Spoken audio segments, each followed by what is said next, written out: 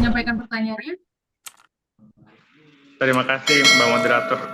Saya pengen tanya, ke- kebetulan agama saya Islam, tapi saya sangat mendedikasikan hidup saya untuk belajar minimal secara teoretis ajaran-ajaran semua agama, termasuk Buddhisme.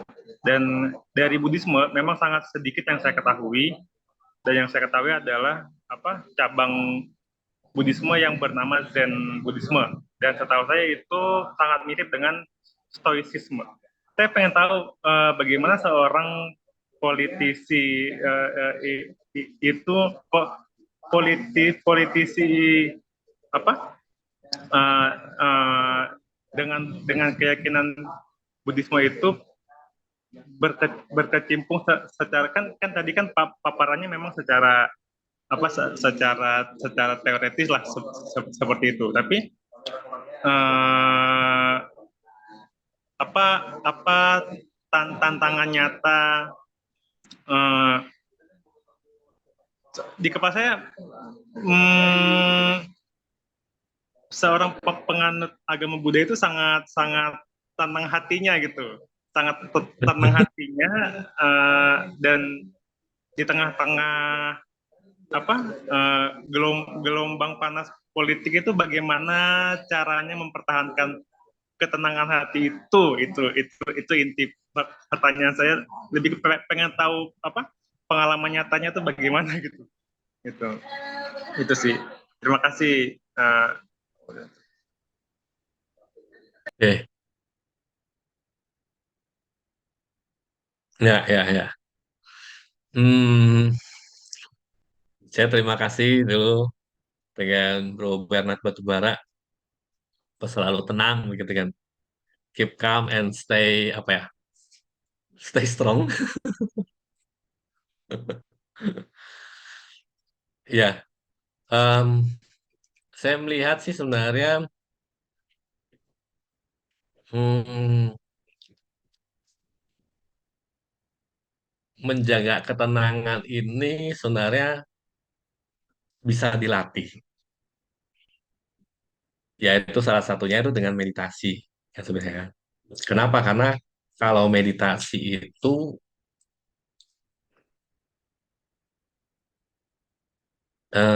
tantangannya adalah kok entah itu kesemutan, entah kok merasa ada gatal-gatalnya. Karena kan pada saat itu kita berusaha untuk tidak melakukan apapun, hanya menyadari, ya kan? Kemudian eh, belum lagi dari bentuk-bentuk pikiran yang ada gitu, entah itu lari ke belakang, lari ke depan seperti itu. Justru kita harus istilahnya itu, ayo pikiran kita sekarang lagi meditasi nih, di sini aja, seperti itu.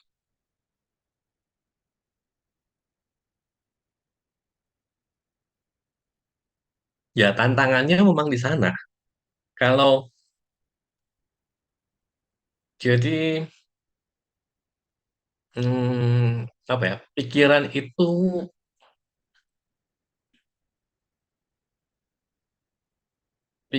itu sebenarnya kayak monyet yang lompat sana lompat sini.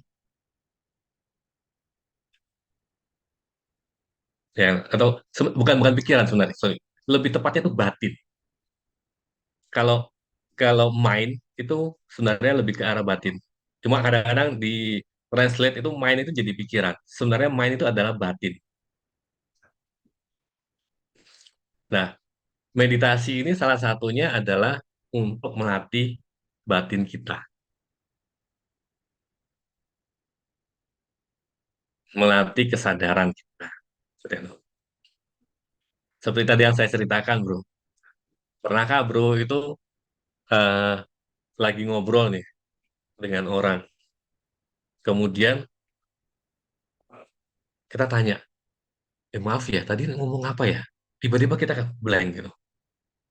Pernah seperti itu? Pernah ya? Gitu. Atau pernah eh,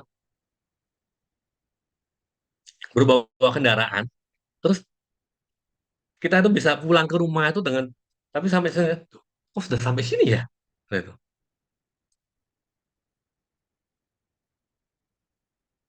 Saya harus ngomong seperti apa ya?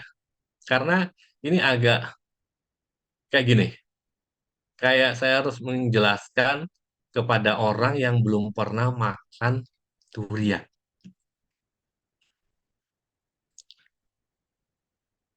Baunya kuat, kulitnya keras, agak berduri gitu kan. Tapi akan lebih enak kalau semuanya ini loh durian. Modelnya seperti ini, rasanya seperti ini, baunya seperti ini. Nah, mungkin kalau saya boleh usul sih, mungkin kapan kita adakan satu kelas meditasi, eh, karena saya melihat bahwa meditasi ini kan sudah semakin ini ya, semakin in ya. Bahkan em, waktu kemarin saya ke kantornya Google di Singapura, mereka punya loh meditation room. Jadi ada satu ruangan sendiri. Jadi waktu itu saya ke yang di Singapura tuh kantornya itu 3 lantai di satu komplek eh, office building yang sangat-sangat eh, kenal di Singapura. WW katakan ya segitiga emasnya gitu. Bahkan masuk ke liftnya itu nggak ada tombolnya sama sekali. Saya sampai bingung, ini nombornya mana ya? Itu ngantarkan kita ke office-nya. Kemudian dari temen yang kerja di sana, akhirnya dia set ini, saya akhirnya ada yang memandu saya untuk melihat. Ada tempat-tempat termasuk tempat yang meditasi. Di Canggih juga ada sekarang. Jadi meditasi itu sekarang menjadi kayak lifestyle kalau di luar sana.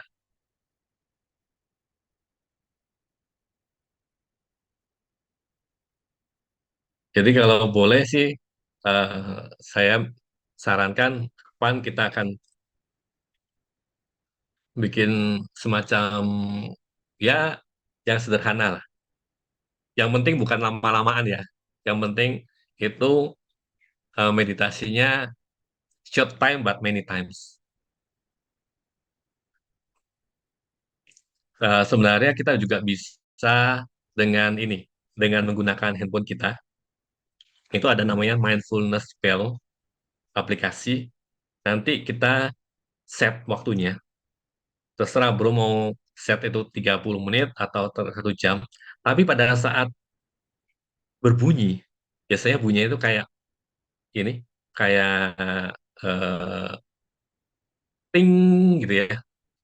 Nah, kalau itu terdengar, maka apapun yang kita lakukan, kita berhenti, kita stop. Tapi kita menyadari, oh, saya sekarang lagi apa, gitu. Kalau memang pada saat itu lagi makan, ya udah. Oh, sekarang saya lagi makan.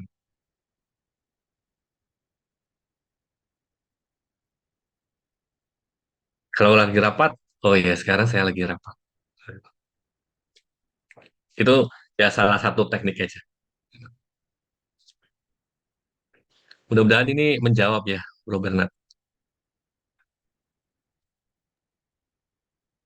Baik, terima kasih Bro Alf dan terima kasih Pak Batubara untuk pertanyaannya. Sudah ada Pak Amrang Tiring dari Sulawesi Barat ya mungkin ya di sini. Ya, silakan.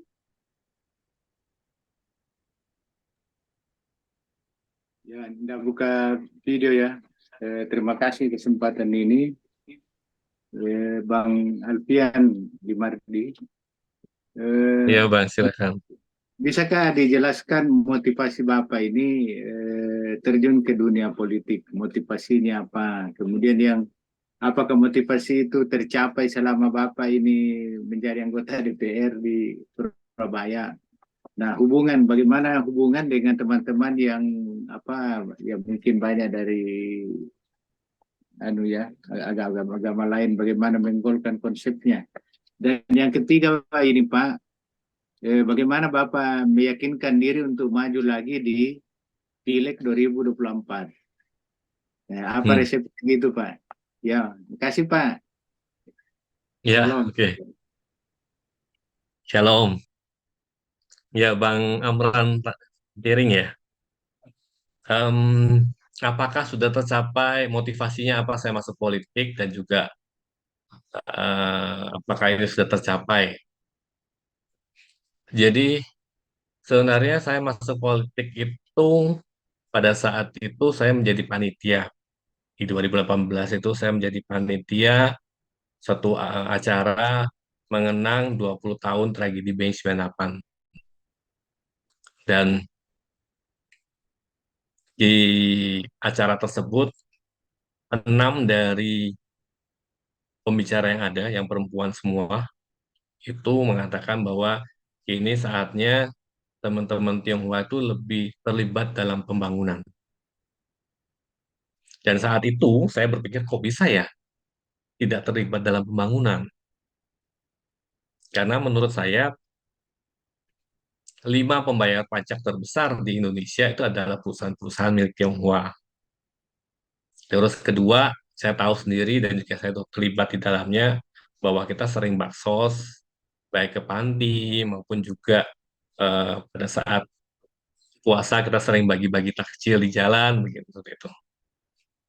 Nah, ternyata di teman-teman kita yang di sebelah sana bahwa pajak dan baksos ini sesuatu yang lumrah untuk dilakukan karena teman-teman Tionghoa ini sudah mengambil keuntungan dari istilah itu kegiatan ekonomi yang dilakukan. Jadi pembangunan yang ada adalah pembangunan dari sisi kebijakan seperti itu. Dan di PSI ini kan kita ada satu DNA adalah toleransi, anti intoleransi atau kita bilang kita menjunjung toleransi. Nah, ini juga yang membuat saya terpanggil untuk terjun di dalamnya. Kenapa? Karena kita melihat bahwa dari trauma-trauma politik yang ada di Indonesia, terutama kepada teman-teman Tionghoa itu kan karena ada satu istilah itu eh, satu target untuk disalah-salahkan gitu kan. Bahkan kalau saya melihat lagi pada saat sama kayak kecil, saya mengalami yang namanya pembulian. Jadi kalau di Surabaya itu kalau jadi waktu kecil Pak, itu kalau saya keluar dari rumah, saya kalau belok ke kanan, saya siap-siap dibully. Tapi kalau saya belok ke kiri, itu saya bisa mainan. Jadi keluar dari rumah, saya di kampung, Pak. Keluar dari rumah itu, Bang, kalau ke kiri itu kebanyakan teman-teman yang dari berbagai daerah, karena tuan tanah di sana itu menyewa-nyewakan ini pet-petnya itu ke eh, perantau. Jadi macam-macam tuh. Ada dari Jawa, dari ini, dari Sumatera, ada juga seperti itu. Nah, sedangkan kalau keluar dari rumah ke kanan, itu penduduk lokal yang ada di sana.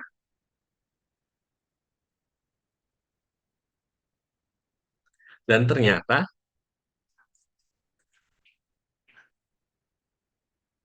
eh, proses istilahnya itu pembulian ini ternyata sampai sekarang pun masih ada.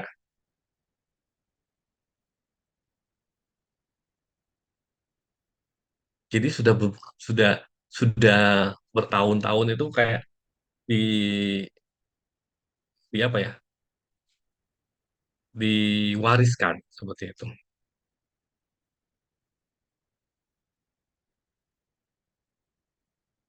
Jadi sebagai pengagum Gus Dur, saya melihat, wah, iya ya, saya harus istilahnya itu bagaimana em, membawa nilai-nilai kebaikan, nilai-nilai toleransi ini ke dalam masyarakat. Termasuk juga pada saat saya menjadi tour guide itu kan saya sering berada di kota-kota maju. Karena itu saya punya satu pemikiran, saya punya satu harapan, itu Surabaya itu bisa seperti kota-kota maju yang saya pernah kunjungin. Oh, ini yang bagus nih, bisa kita bawa gitu. Dan eh, syukurnya sih di masyarakat jadi ada satu ini, satu apa ya? eh, Kalau saya melihat sih proses ya, Pak. Proses ya, Bang. Itu satu proses untuk menerima gitu kan. Oh, ternyata kok ada ya anggota Dewan Tionghoa yang mau berada di sini, mau minum kopi bareng, mau di jagongan bareng gitu. Eh ya saya melihat sudah lebih lebih baik. Kan pernah kemarin di reses itu barusan ini kan ada reses. Itu ada dua lokasi. Satu satu lokasi itu dia tuh masih loh anak-anak kecilnya tuh manggil saya tuh Cino Cino gitu. Karena kalau kalau eh, kalau dipanggil Cino kalau di Surabaya di ini di Surabaya itu dengan nada tertentu tuh lebih kayak semacam kayak apa ya? Kayak satu ejekan atau hinaan lah seperti itu. Tapi dilakukan oleh anak-anak kecil. Nah, akhirnya saya masuk ke daerah sana, saya selesaikan resesnya dengan baik. Akhirnya saya mulai tuh kenal dengan warga-warga. Tapi di tempat yang lain ada juga yang eh, anak-anak kecil ini dia bilang, ini boleh, boleh, boleh. Kemudian dia deketin saya, kemudian dia ngomongin, hanya haseo, gitu. Hah? Ini anak-anak kecil sudah jadi drakor, jadi fans drakor. Saya bilang, hah? Dia, dia mengira saya orang Korea. Jadi pada saat saya membuka reses itu, saya berdiri, saya yang, annyeonghaseyo. Jadi semua orang, ya lu lucu juga gitu loh. Jadi ya saya melihat masih ada proses ya. Proses kita bilang apalagi satu eh, warisan kebencian ini kan sudah diwariskan dari sejak dulu. Bahkan kalau kita membaca buku Geger Pacinan, terbitan Kompas, Geger Pacinan 1740 itu kan sebenarnya di sana menceritakan bagaimana Laskar Tionghoa itu bergabung dengan pasukan Jawa menyerang VOC. Bahkan hampir hanya dengan waktu hampir setahun itu sudah mengancam keuangan VOC, di mana VOC hampir bangkrut. Nah, sejak itu maka VOC eh, melihat bahwa kalau potensi ini digabungkan itu sangat-sangat berbahaya. Karena itu politik pecah belah itu kan dilakukan. Politik adu domba, pecah belah itu, nah itu masih dilakukan juga di zamannya eranya Orde Baru. Jadi bayangkan aja sekian lama itu. Jadi ya butuh butuh waktu proses seperti itu. Kemudian apa yang membuat saya untuk maju ke 2024? Apa yang memotivasi saya seperti tadi Pak, seperti tadi Bang, bahwa proses ini kan masih berjalan. Termasuk juga bagaimana untuk merubah Surabaya menjadi jauh, jadi kota yang lebih maju, lebih eh, istilahnya tuh ramah kepada lingkungan. Karena masih banyak PR. Seperti contoh, salah satunya itu kita punya antrian untuk rusun, rumah susun. Itu saat saya dilantik 2019 itu 11.000 antriannya. Dan sekarang itu sudah hampir 14.000. Sedangkan tiap tahun Pemkot hanya membangun satu unit rusun, di mana rusunnya cuma 5 lantai, dan jumlah unitnya itu 100 unit per lokasi. 2019 saya mengusulkan ke Cak Eri, di mana waktu itu beliau masih kepala Bapeko, itu 20 lantai minim.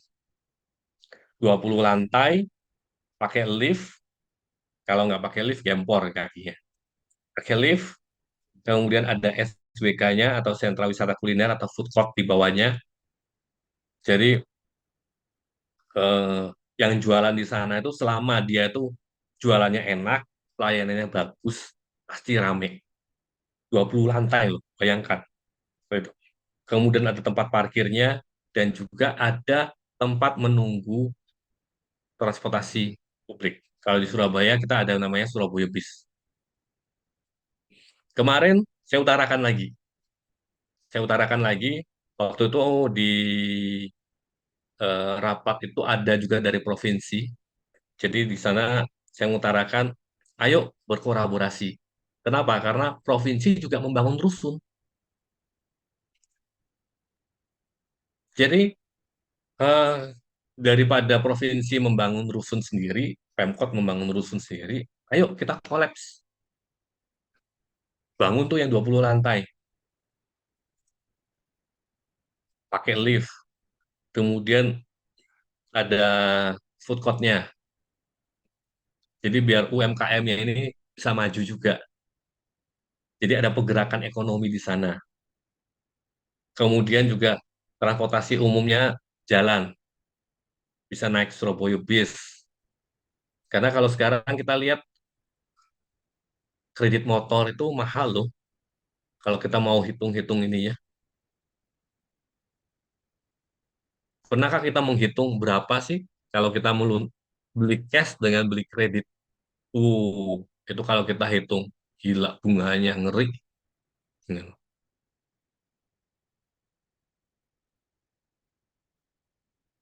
Jadi saya ada satu harapan, itu adalah negara dalam hal ini Pemkot itu bisa hadir dalam eh, meningkatkan pendapatan warga.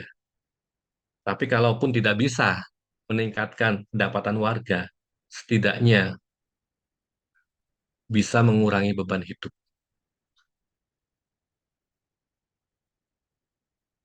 Ya, mungkin itu semoga itu menjawab eh, pertanyaan dari Bang Amran Piring. Ya, baik. Terima Terima kasih. kasih Bro Alf. Ya, terima kasih juga Pak Amram Tiring. Selanjutnya ada lagi kah yang ingin menyampaikan pertanyaan atau saya akan bacakan pertanyaan yang ada di kolom chat yang tadi disampaikan oleh Pak Batubara atau mungkin disampaikan langsung saja Pak Batubara,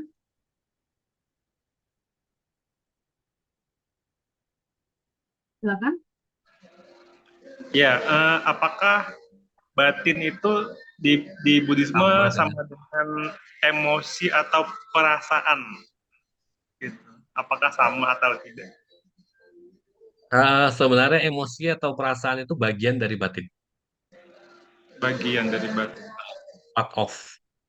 Jadi bukannya kita bilang sama, tapi part of ya. Berarti Hanya sebagian bagian. yang lainnya itu apa, Pak? Eh, Dalamnya ada ingatan atau kenangan. Ingat. Eh, jadi Oh, gini, makanya disebut kesadaran.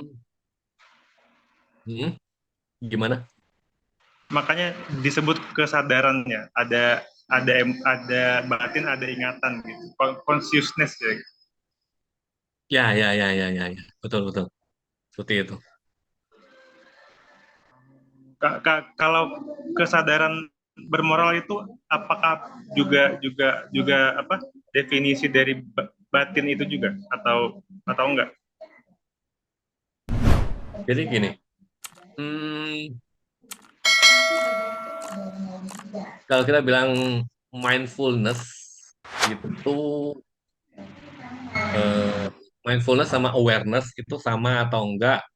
Itu sebenarnya kalau saya boleh berpendapat, awareness itu adalah bagian dari mindfulness. Karena di dalamnya, kalau kita sudah mindful, maka kesadaran itu ada, karena kita masih hidup kan. Jadi emosi pasti ada juga. Tapi emosinya itu tidak meluap-luap. Istilahnya itu kita bilang kalau happy nggak terlalu euforia. Tapi kalau sedih juga nggak sampai depresi atau gimana. Jadi istilahnya itu lebih kayak stabil. Stabil ya, ya. Ya, seperti itu. Kan kadang-kadang kan kita pernah tuh ketemu dengan temen yang, oh, apa tuh, kalau happy-nya tuh, wah, kayak gimana gitu. Tapi ada juga kita ketemu dengan temen yang sedihnya tuh sedih yang, gimana gitu rasanya seakan-akan dunia runtuh gitu kan.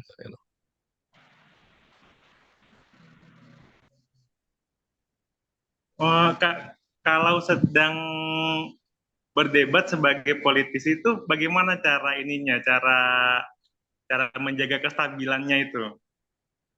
Karena kan orang berdebat kan untuk mencari siapa yang menang, siapa yang kalah gitu kan. Kadang-kadang malah apa strategi memancing emosi itu kan malah digunakan gitu untuk mengaburkan pertukaran informasi itu. Itu bagaimana cara cara ininya, cara seorang apa uh, uh, uh, Buddhis menjaga kestabilan batinnya.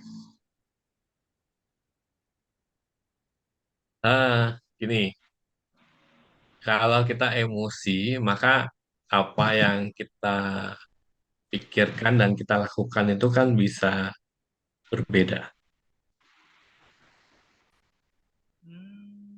ya kan? Tidak tidak selaras ya antara Tidak iya selaras. tidak selaras. Kemudian eh, Oh, makanya kenapa kan ada satu kalimat bijak gini, jangan pernah mengambil keputusan dalam kondisi emosi. emosi iya Pernah dengar bro? Ya kan? pernah sering dengar ya. Lebih Nah, tepatnya mungkin emosi amarah atau emosi negatif yes, mungkin ya. ya. Nah, ini juga yang seharusnya kita semua mengingat itu. Kalau keputusan itu kita ambil dalam kondisi emosi, kemudian akhirnya kita menyesal, ya karena memang penyesalan selalu muncul di belakang kan. Kalau di Hmm. depan kan pendaftaran. Jadi Jadi etika berpolitik seorang Buddhis itu sama dengan berpolitik dengan kepala dingin gitu mungkin ya kira-kira kesimpulannya ya. Atau salah. ya berpikir dingin, kemudian juga em, dengan akal sehat dan juga istilahnya itu kita bilang em, ayolah kita kita sama-sama itu memunculkan kedamaian tuh. Hmm. Gimana sih solusinya? Solusi terbaik itu seperti apa? Bukan karena kita merasa bahwa ini usul saya harus diterima, usulnya dia, wah saya betul nggak suka sama orangnya, apapun yang dikatakan itu salah. Karena kadang-kadang kan seperti itu. Iya betul, seringnya seperti itu. Ya, padahal belum tentu loh usulnya dia itu salah. Iya. Bisa Baik aja bagi usulnya dia tuh out of the yang box, sama ya. Ya, heeh, sesuatu yang baru. iya. Ya, baik. Eh, Mungkin apakah sudah terjawab, Pak Batubara? Sudah cukup terjawab. Baik. Sudah cukup terjawab ya. Ya, Eh, terima kasih. mungkin mungkin saya boleh nambahkan ya. Ada satu cerita begini. Silakan. Ada satu cerita ada anak kecil, dia ini lagi menangis gitu. Terus tiba-tiba datang eh, mamanya, mamanya tanya, "Dek, kenapa kamu nangis?" Mhm. "Saya kehilangan mainan." "Duh, mainanmu hilang di mana?" "Di dalam rumah." "Loh, terus kamu kenapa di halaman?" "Karena di sini lebih terang." Bisa ditangkap Hmm, ceritanya. ini ya apa mencari di tempat yang salah ya. Yes.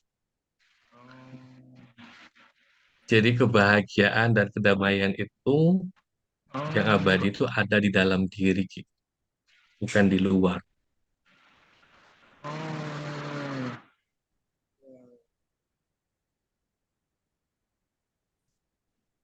Saya pernah suatu ketika itu eh, saya patah hati gitu.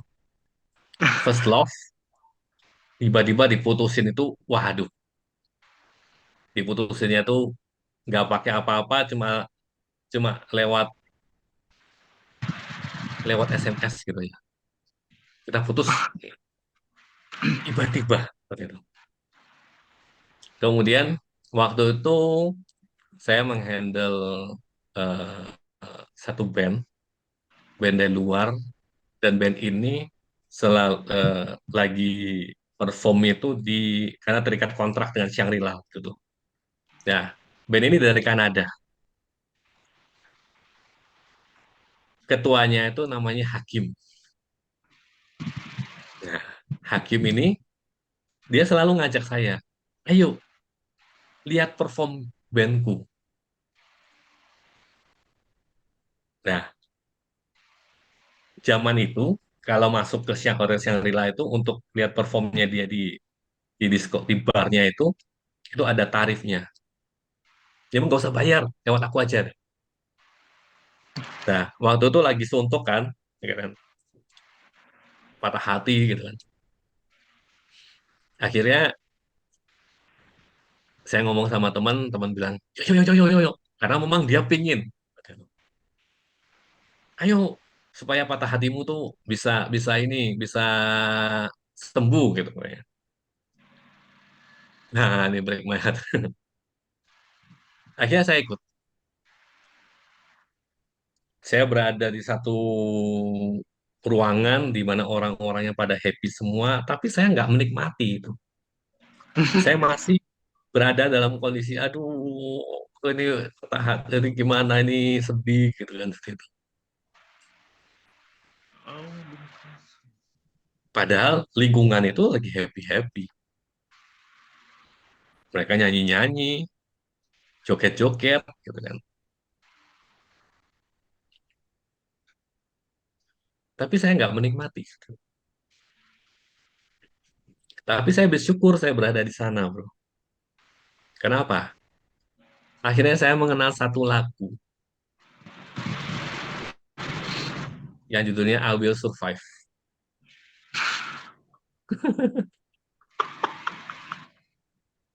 Dan saya akhirnya cari itu lagunya itu. Apa sih liriknya? Kok liriknya? Wih, iya ya, I Will Survive.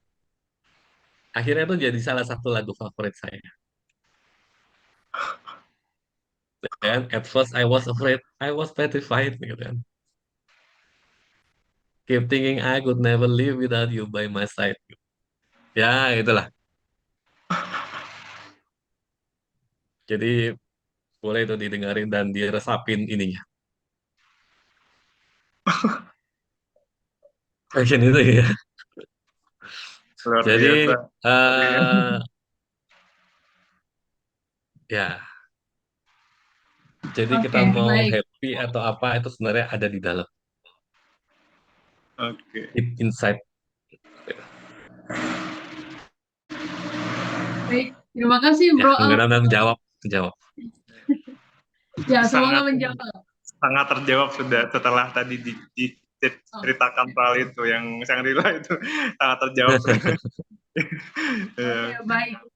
Ya, terima Oke, kasih. bro. Nanti kalau Selanjutnya, memang ini boleh boleh DM saya di Instagram. oh Nah, ya, ini boleh. Eh, boleh di-sharingkan di kolom chat, Oh ya Bro ya, Alf. Instagram Nanti saya supaya, tadi saya ada di ini alfian.tpr. Pian.dp. Ya. oh iya, nanti Alright. supaya sahabat Tirtos bisa follow Instagram dan bisa memberikan ya mungkin chat-chat sebentar Wah, itu Surado, betul Raffi betul betul betul betul. Bani. Oke, baik. Selanjutnya tadi sudah ada Bung Pasaribu yang ingin menyampaikan pertanyaan. Silakan, Ya, Bung malam. Pasaribu ini Ya, alumni ya atau masih masih menjadi student S3 ya di STF Driarkara. Ya, silakan. ya, itulah. Ya, selamat malam, eh, moderator yang baik dan Bapak Alvin yang luar biasa, Alfian. Eh, Ya, malam-malam. saya berasa itu memang orang-orang yang kreatif itu bahaya kalau patah hati, Pak. Tan Malaka patah hati dia tidak jadi menikah, akhirnya jadi politisi kelas dunia, Pak. Oh, Dia suka sama seorang gadis, tapi gadis itu dinikahi oleh juragan di kampung itu. oke. Kalau Bentar, ini dia rasanya ceritanya si siapa ya? saya harus mengubah kultur ini kan gitu. Nah, ya. Nah, itu. Tapi juga kalau itu yang hatinya baik, Pak. Kalau yang hatinya belum mengalami pencerahan Dharma seperti Bapak itu bisa kebalikannya.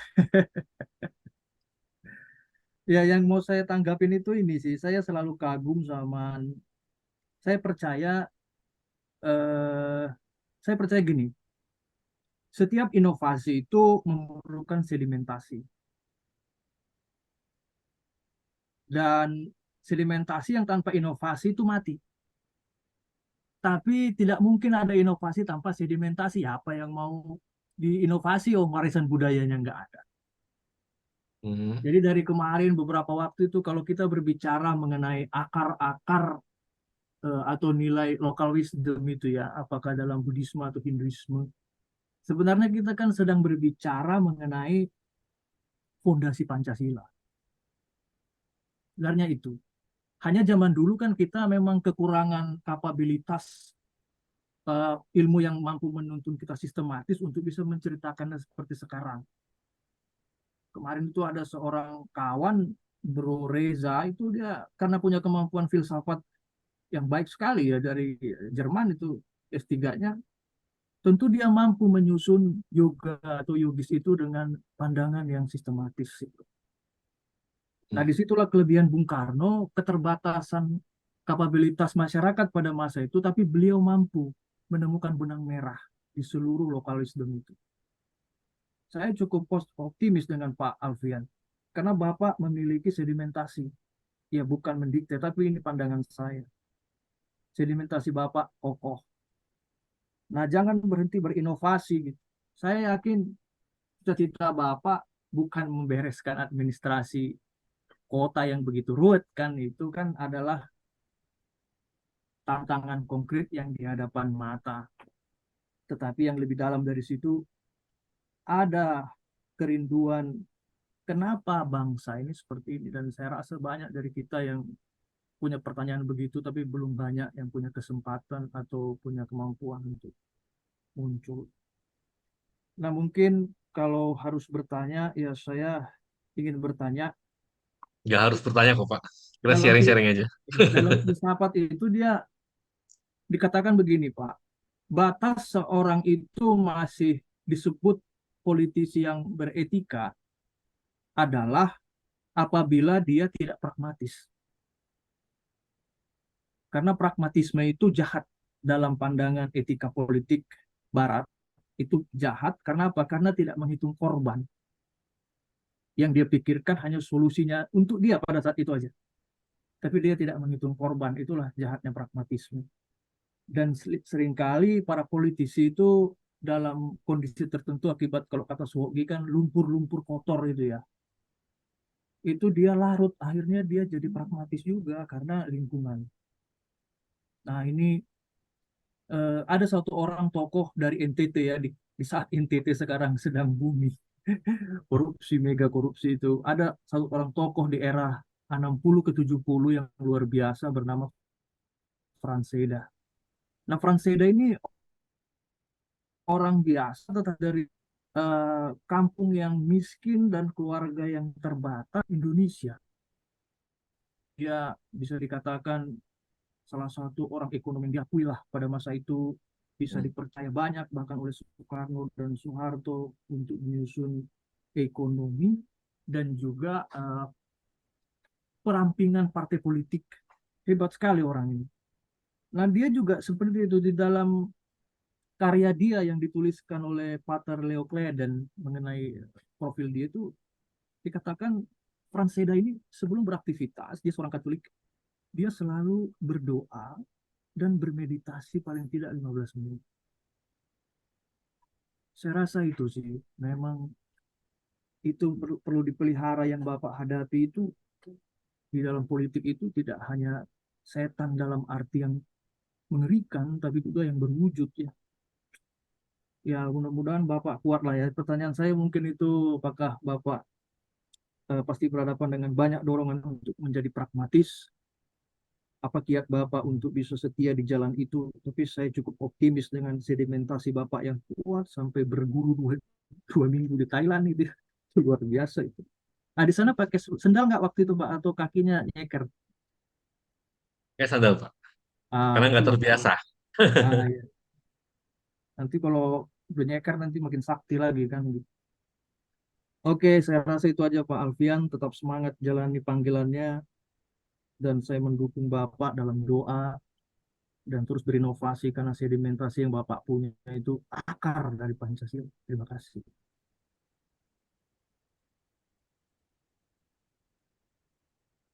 Saya tutup cam ya.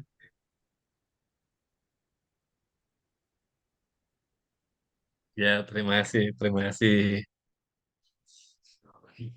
Bang Wadio Seribu. Hmm,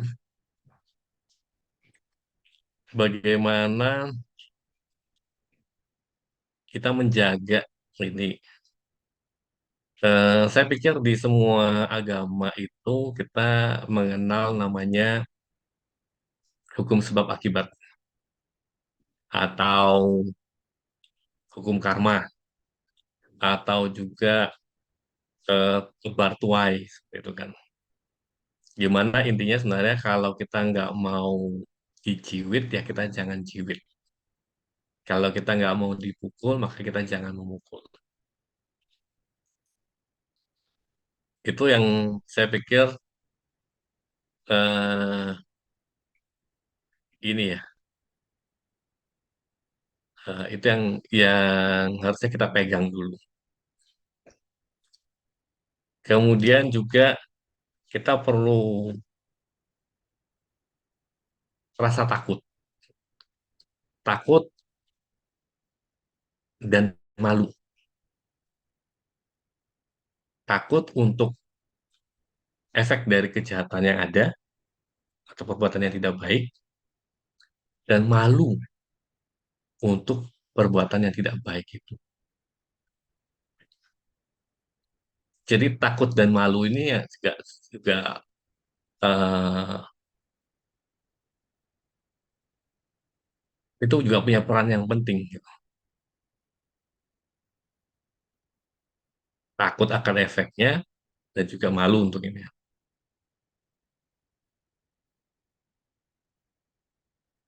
Saya pikir itu sih Bang, yang saya itu yang bisa menjaga kita untuk selalu apa ya, saya bilang selalu sadar gitu kan, bahwa ada konsekuensi-konsekuensi yang kita dapatkan gitu dari setiap tindakan kita, baik dari pikiran, ucapan maupun tindakan. Jadi menurut saya seperti itu. Semoga ini menjawab. Ya.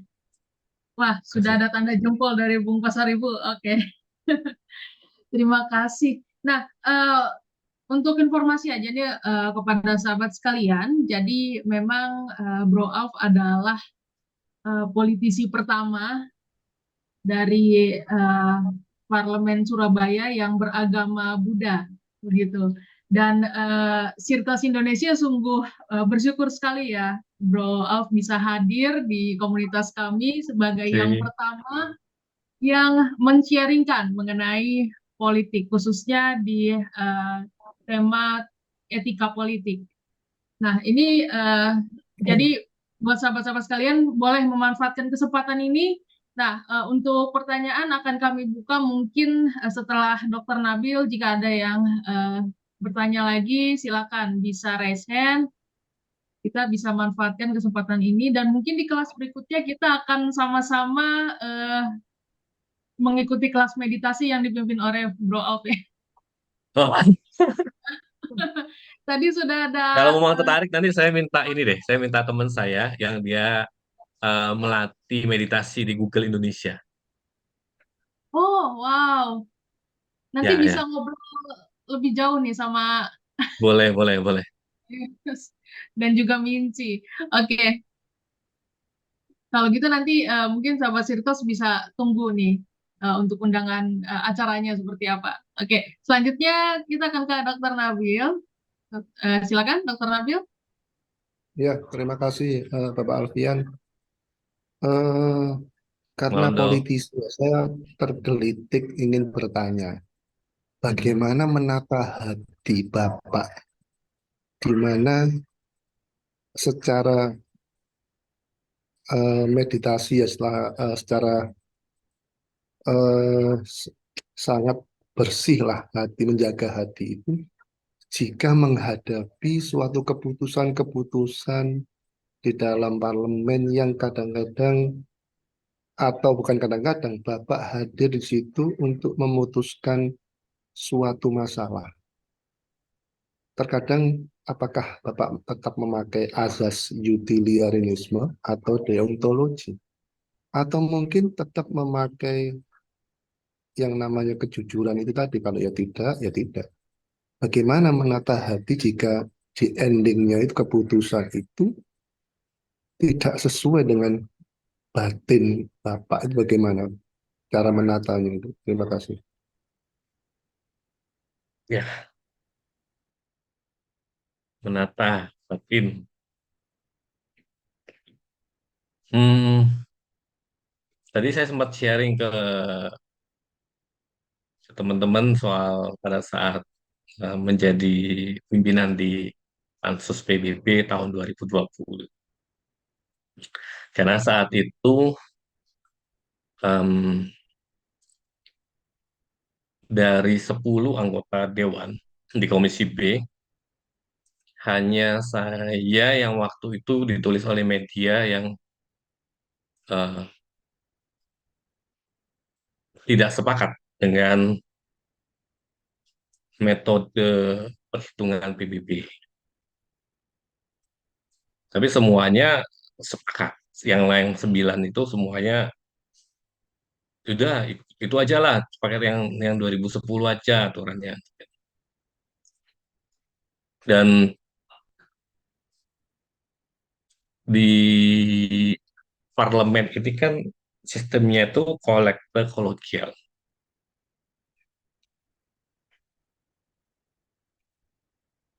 Jadi pada saat itu kalau mau dibilang waduh kok gini, apalagi pada saat istilahnya sebelum kita membahas itu, saya bertanya dengan warga yang ada, gimana ininya, PBB-nya gimana. Cuma Pak, kita kaget dengan perubahan ini. Dan banyak yang kaget.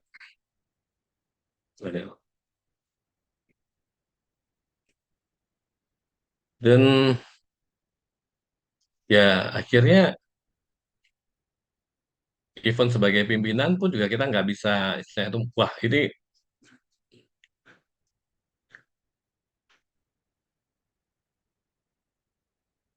harus eh, ditolak atau gimana gitu. Ya pada saat itu saya juga merasakan, waduh, kok gini ya, kan kasihan ini warga.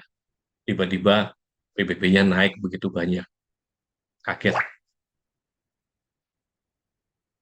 Meskipun waktu itu dari Pemkot mengadakan, Bapak kan bisa ngajukan keberatan, bisa minta pengurangan. Saya tahu ada ini apa tuh proses untuk pengurangan gitu.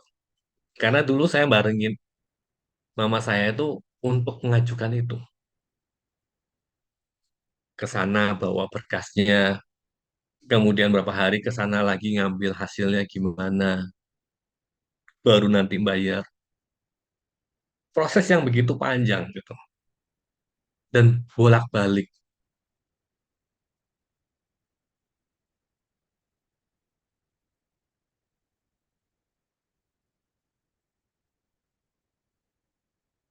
Dan puji syukur sekarang dari pusat mengatakan karena ada undang-undangnya, ini harus dirubah lagi. PBB-nya sistematisnya harus berubah. Nah ini sekarang sedang sedang kita proses seperti itu. Tidak cuma pajak, tapi juga retribusi. Hmm, kalau saya pikir sih ini ya Pak, kalau bagaimana menata hati, menata batin, selama niat kita adalah kita kerja untuk kepentingan banyak orang, dan niat kita ini kerjanya itu benar-benar kerja demi kebaikan, kebaikan semua ya.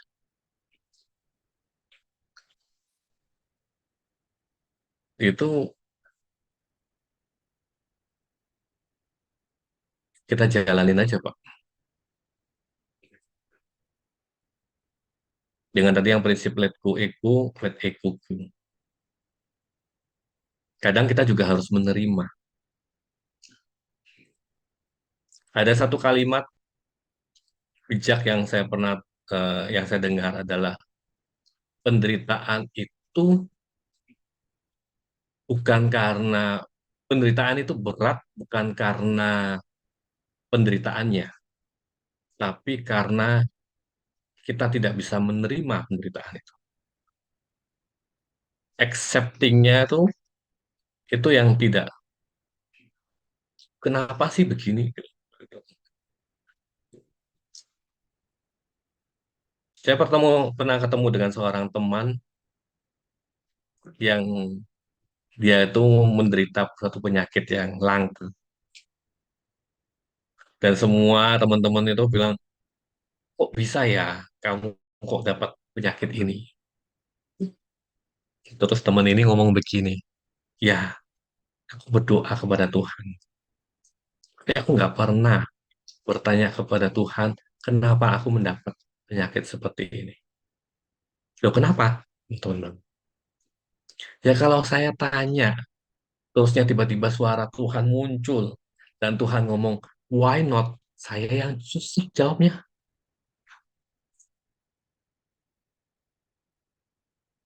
Nah, nangkap nggak ya ceritanya ya? Jadi waktu itu kita cuma tertegun dengan jawaban sama teman ini. Dan kita cuma merasa, oh iya, dia ada accepting di sana. Dia menerima. bahwa kondisinya seperti itu.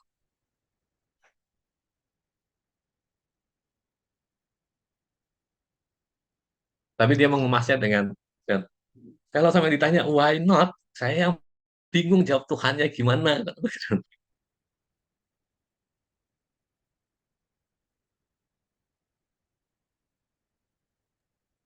Jadi ya ada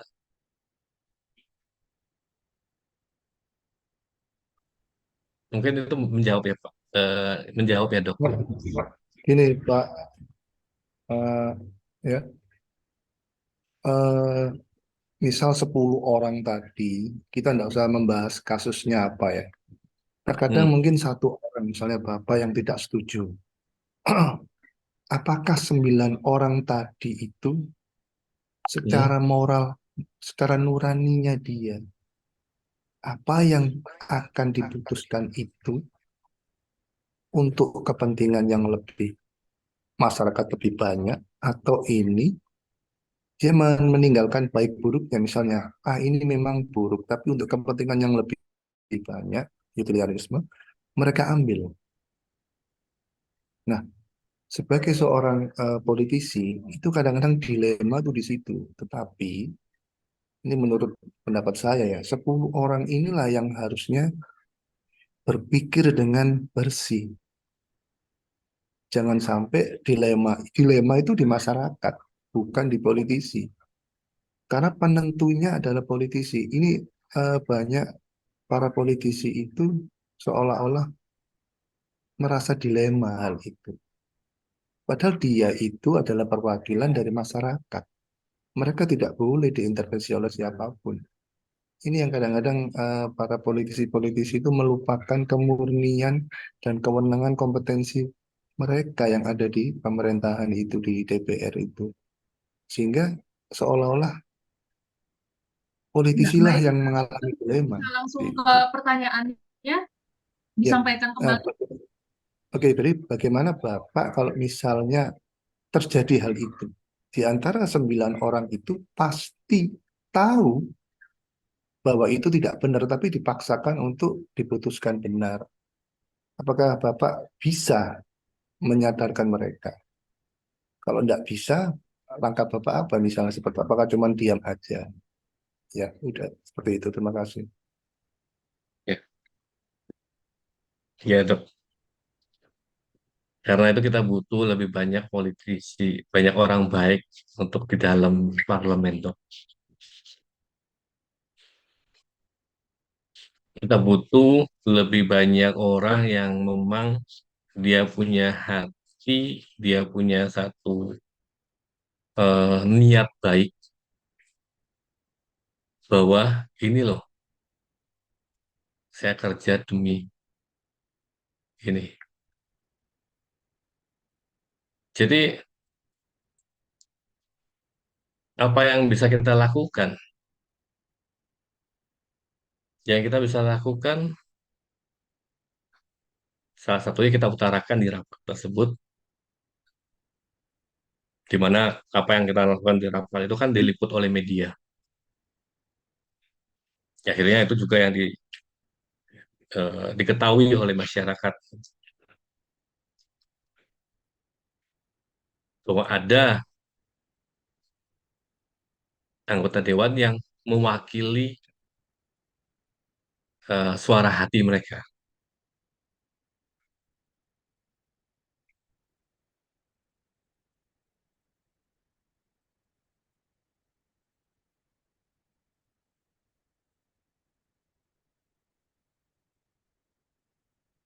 Dan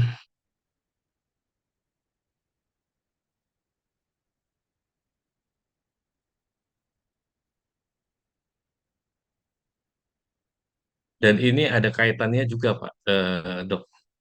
Itu bagaimana sih kita membuat yang ini benar-benar ini adalah dari political cost. Semakin tinggi political cost-nya, maka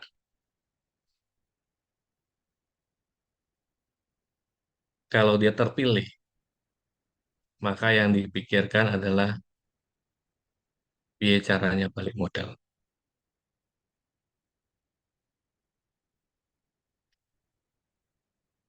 Saya menemukan di lapangan di Surabaya itu kita ada namanya bedah rumah, program bedah rumah, di mana budgetnya itu selama 2 minggu dengan tenaga kerja dan bahan itu 35 juta.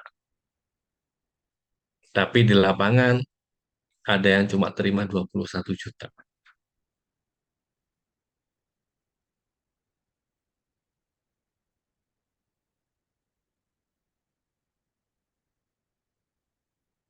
Tuh disunatnya kemana?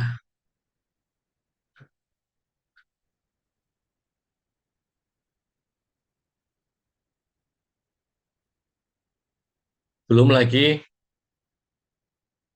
di gedung DPRD pun juga ada tuh kasus di partai lain, gitu yang dia masuk kerja itu dia membayar 25 juta untuk posisi sebagai asisten yang dimana digaji UMR. Setelah setahun bekerja, ditarik lagi 8 juta.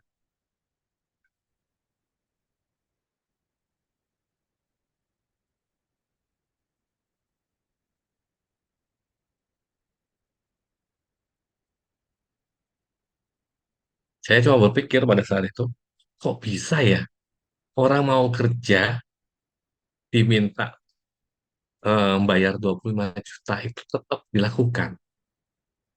Kenapa nggak 25 juta kalau punya duit itu buka aja usaha sendiri. Buka warung atau usaha apa. Lumayan loh modal 25 juta.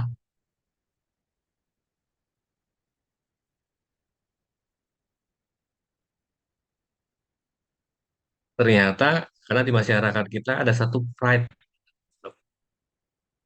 Kalau bisa kerja di DPRD, wah keren.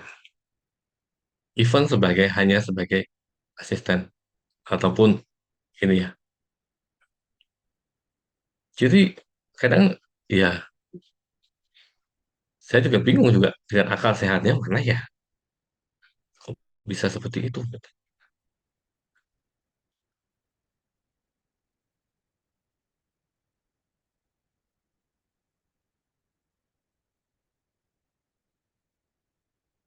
Ya ini ya tuh, eh,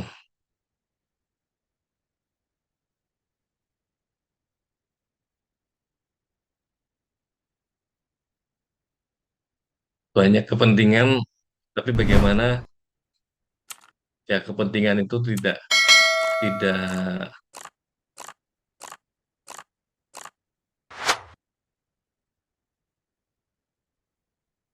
bagaimana kepentingan itu berlaku untuk orang banyak demi kepentingan umum gitu kan.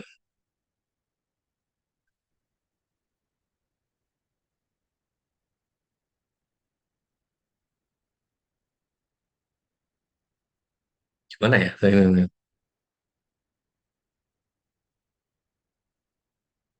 Kalau saran dari Dokter Nabil bagaimana? Ya ini Oke, kan kita sharing-sharing. saya, oke, kalau saya akan mati-matian akan menyadarkan 9 orang itu dengan bahasa yang ilmiah, kemudian pakai moral. Kalau mereka tidak mau, saya mengundurkan diri. Itu kalau saya. Dan itu saya lakukan selama ini. Karena kalau dibiarkan, nanti anak cucu kita menganggap itu benar. Makanya saya berkata apa adanya. Hmm. Memang kita tidak bisa memuaskan semua orang. Yang saya takutkan adalah kalau sampai saya membiarkan, mengiyakan mereka, nanti generasi saya mengatakan itu yang benar. Lebih baik saya dihabisi, dihancurkan mereka. Tapi generasi berikutnya akan melihat nanti, oh ternyata orang ini yang benar. Dan mereka akan mencontoh saya walaupun saya sudah dihabisi. Itu kalau saya. Terima kasih Bapak Hmm. sudah jujur. Terima kasih, Dok.